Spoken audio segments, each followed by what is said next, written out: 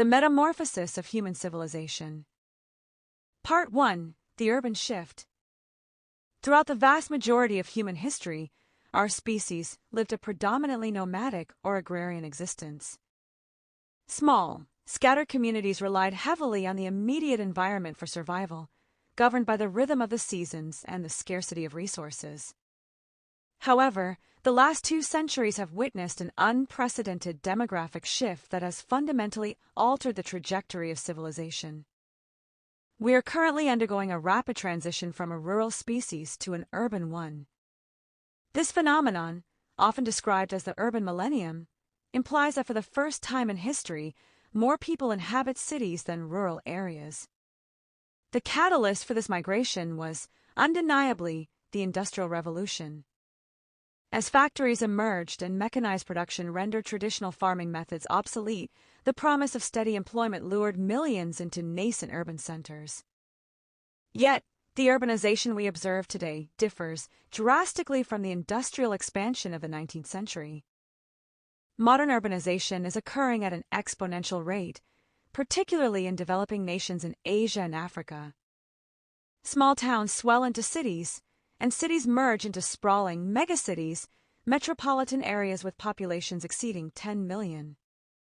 While these colossal hubs generate immense economic wealth, acting as engines of innovation and culture, they simultaneously present formidable challenges that threaten to overwhelm existing infrastructure and social cohesion.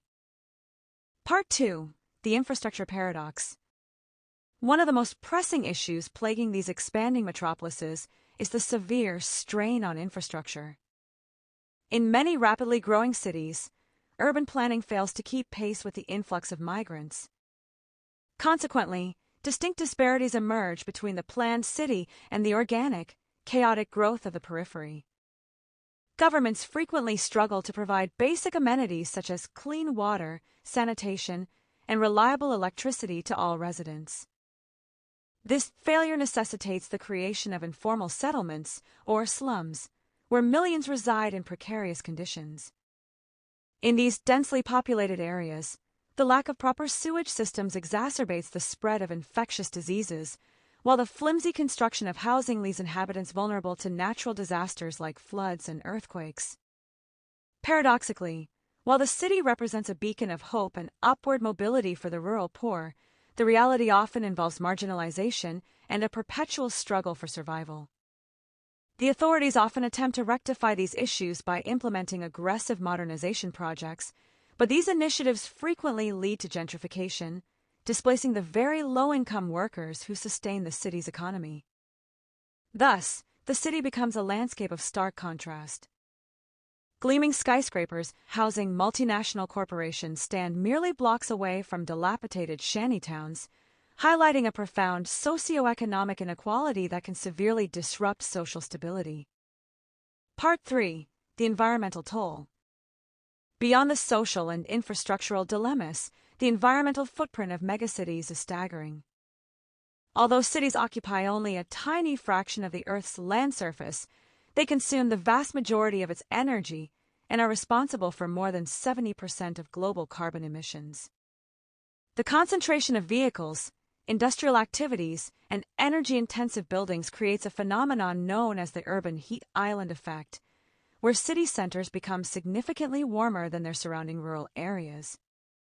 This artificial warming not only increases the demand for air conditioning, thereby consuming more energy, but also poses serious health risks to the elderly and the infirm during heat waves.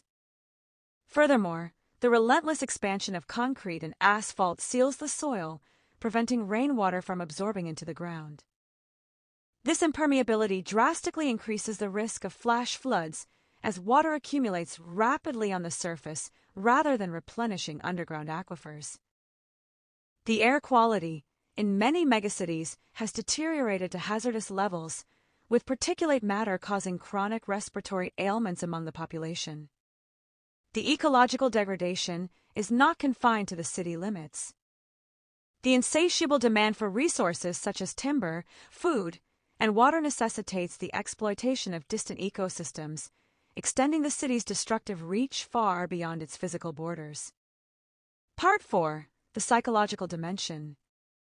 Living in such high-density environments also exacts a psychological toll on the individual. While cities facilitate social interaction on a massive scale, ironically, many urban residents report intense feelings of isolation and loneliness. The sheer pace of life, the constant sensory bombardment of noise and visual stimuli, and the competitive nature of the job market can lead to chronic stress and anxiety. Psychologists suggest that the human brain is not evolutionarily adapted to process the continuous stream of data and social signals present in a modern metropolis. This cognitive overload forces individuals to erect mental barriers, ignoring strangers, and limiting interactions to preserve mental energy. This defensive mechanism, while necessary, erodes the sense of community and fosters a culture of indifference. Moreover, the lack of green spaces and disconnection from nature have been linked to higher rates of depression. Studies consistently demonstrate that access to parks and recreational areas is not merely an aesthetic luxury, but a crucial component of mental well-being. Therefore, urban planners are increasingly recognizing the imperative need to integrate green infrastructure into the urban fabric to mitigate these psychological adverse effects. Part 5. The technological horizon and future prospects. In response to these multifaceted crises, the concept of a smart city has gained traction as a potential panacea. Proponents argue that by integrating Internet of Things sensors, big data analytics, and artificial intelligence into urban management, we can optimize the efficiency of city services. For instance, intelligent traffic systems can alleviate congestion by adjusting traffic lights in real time based on flow density. Smart grids can distribute electricity more efficiently, reducing waste and incorporating renewable energy sources like solar and wind power. However, the transition to smart cities is not without controversy. It raises significant ethical concerns regarding privacy and surveillance. If a city constantly monitors its citizens to optimize services, it inevitably accumulates vast amounts of personal data. The potential for misuse of this data by authoritarian regimes or corporate entities creates a dystopian possibility where citizens are constantly observed and manipulated.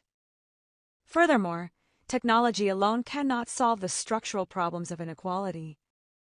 A smart city that is only accessible to the wealthy, while the poor remain disconnected, will only deepen the digital divide. True sustainability requires a holistic approach that combines technological innovation with progressive social policies. Part 6. Conclusion. Ultimately, the urbanization of humanity is an irreversible process. We cannot revert to a pre-industrial agrarian lifestyle. The challenge, therefore, lies not in halting urban growth, but in reimagining the nature of the city itself. We must strive to construct cities that are resilient, inclusive, and ecologically symbiotic with their environment. This requires a paradigm shift in how we perceive urban value, moving away from a purely economic metric towards one that encompasses human well-being and environmental health. It necessitates bold leadership, international cooperation, and active citizen participation. The megacities of tomorrow will either be the graveyards of our civilization, suffocated by their own waste and inequality, or they will be the crucibles of a new, sustainable era where humanity thrives. The choice depends entirely on the decisions we make today.